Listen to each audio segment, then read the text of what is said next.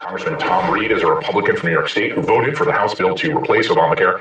Congressman, how does stopping these payments make anyone's lives better when we know that it will make a lot of people's lives worse?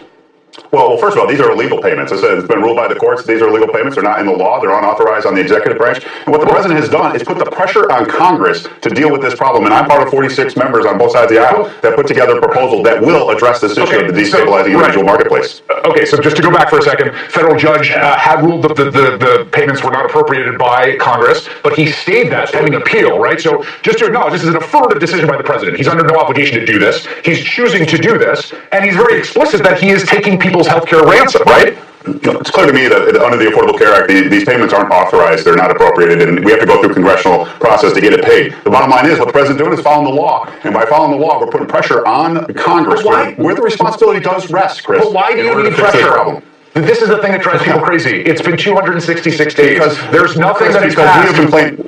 We have been playing shirts and skins, us versus them. It's enough of Democrats against Republicans. It's time for our nation to come together. That's why I'm part of the Problem Solvers Congressman. I know you're from the Problem Solvers Caucus, but there are people in Oregon who just got an email today saying their premium is going up right now at least 8%. There's going to be people across the country.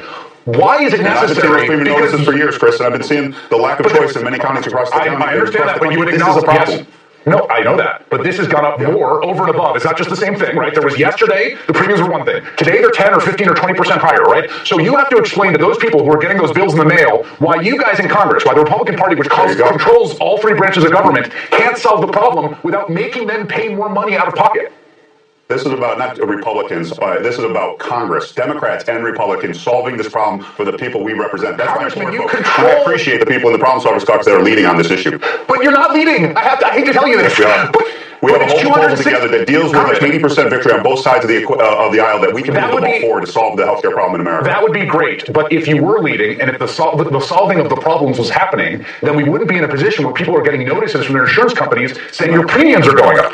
And that's where the extremes on both sides, right and the left, who are putting us in this gridlock position, have to be broken. And that's why we're part of this effort to do this. Congressman, the President of the United States took this action today. I feel like we're not acknowledging that. The President took an action today. It was an action he hadn't taken before. It was an action that he didn't have to take, as evidenced by the fact that it took him 266 days to take it. So why is it the case that people should have worse health care or pay more money for it because Congress, and the Republican Party in particular, which controls Congress, cannot fix their health care?